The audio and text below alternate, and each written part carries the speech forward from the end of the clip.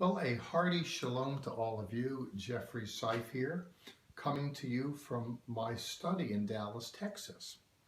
Last week I was walking around Harvard and I was holding the camera and wanted to get John Harvard behind me, reminded as I was that institutions are founded by individuals. And, we remember the United States of America and the individuals who forged it, foremost among them George Washington, Thomas Jefferson, individuals that are known to have, led in the struggle against the prevailing darkness. And movements, similarly, like institutions, are founded by individuals, not just ideas. Well, we're here in the Bible and we're following through in the life of an individual named Abram. He is the quintessential faith walker. And last week I was walking around Harvard, reminded of, John Harvard's journey and what he accomplished through it. But Abraham the more so, his journey and what he accomplished through it. Well, as we pick up this week in chapters 18, 19, 20, 21, 22, we encounter a number of stories.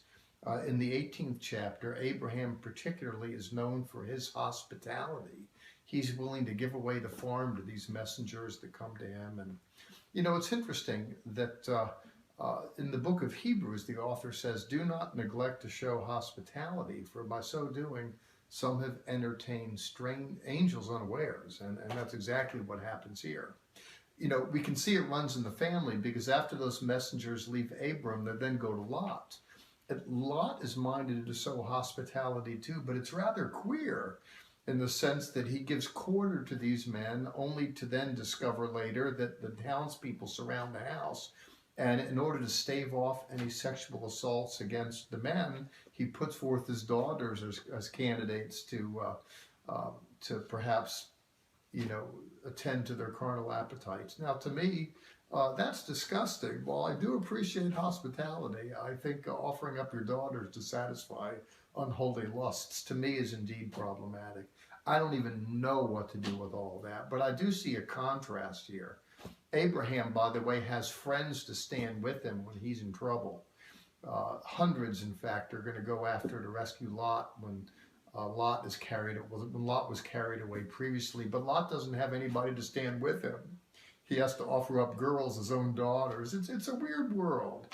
And I'm glad I'm not living in it right now for a variety of reasons, though some have argued that the world we're living in right now is increasingly like this world, with sexual debauchery being so ubiquitous. Gone are the moorings that Judeo-Christian ethics are known for in a world where when it comes to sexuality, anything goes. Well, it goes up in smoke is where it goes in the chapter here. In the 18th chapter, the 19th chapter, Sodom and Gomorrah utterly destroyed, and Lot is left a vagabond. Now, what's interesting, when you look at Lot, his misfortunes are so well noted in the text. He accompanied Abraham and enjoyed blessings of association, so much so that they needed to split up, and Abraham deferred to him because Lot had lots of gold, silver, livestock, whatever, and he was a blessed man, but he comes to ruin. He's nothing.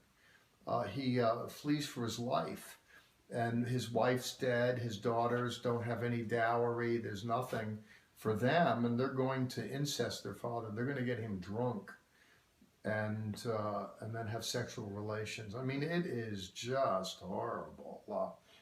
Sometimes you read the Bible's called good news, and I don't want to take away the good news, but sometimes what makes the good news so good is the fact that the bad news is so bad. Well, we see what happens here. Lot comes to an inglorious end with his family, quite frankly, but with the blessing of God, Abraham continues on. Sarah, who's been waiting the longest to have a child, gives birth. And we get to one of the more famous chapters then in the 22nd chapter of Genesis. Jews call it the Akedah, the binding of Isaac, and see in it a very interesting typology. Here's Abraham the father who has a miracle-born son his wife couldn't conceive. And there he's beckoned to offer up his son on the hill. And his son is carrying the wood, that which he's going to be executed on, in effect, up the hill, and the father is about to plunge the dagger in his breast, and then the Lord says, wait. What a story there. You know that it's going to be sometime later when God the Father is going to have his son march up the hill, perhaps the same hill, carrying the wood of his own execution that he's going to be. But then when he's nailed, there isn't an angel to say stop. And some have seen in the story of Isaac that there's a father who so loved the Lord that he gave up his only son, and his only miracle-born son, in fact. And some have seen in that something of an analogy to God the Father who so loved the world that he gave up his only miracle-born son. And it's really a fascinating story. And it's a story of faith alive, though it seems a little weird. There are a number of things that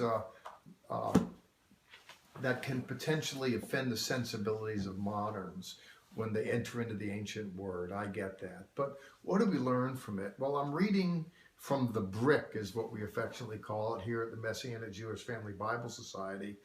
There are a number of biblical texts that you can visit online and you can acquire, and I hope you do that and share the link and tell your friends, because we want to support this Bible Society that's all about looking at the news through the eyes of the Jews. We have a translation that was tendered by Jewish scholars, and here I'm just representing a community of believers. And what do I want to tell you as we get in and out of this week's Torah reading? Well, first of all, thanks for coming in. Thanks for joining me on the journey. And I would hope, by the way, that you would read the Torah readings for yourself and see what the Lord would say to you. As we come to a close here, what's most pronounced to my thinking is that faith is something of a journey. It's not just a set of, doctrinal convictions, but faith prompts people to act and do things sometimes that are counterintuitive, whether it's Abraham being tested with the offering up of his son, whether it's him being tested by what to do with family intrigue with Lot, and what have you. There's movement involved in it. Faith is lived out there in the world. It's not just lived in synagogue and churches with amens to preachers, hooping and hollering. That as people deal with the affairs of life, they want to get the mind of the Lord and act accordingly. And I hope that means you. We're early on in a new Jewish year, a new year, and I would hope that you would dedicate yourself this year. Take a year, follow us through a Bible read. Read this week's parasha, Genesis 18, 19, 20, 21, 22. Read it, digest it, come back to me together again. We'll look at the next section and the next and the next and see how your life might be transformed by a year going into and walking through the Bible. Well, Jeffrey Seif here. Thank you for joining me, and many blessings to you in Yeshua's name.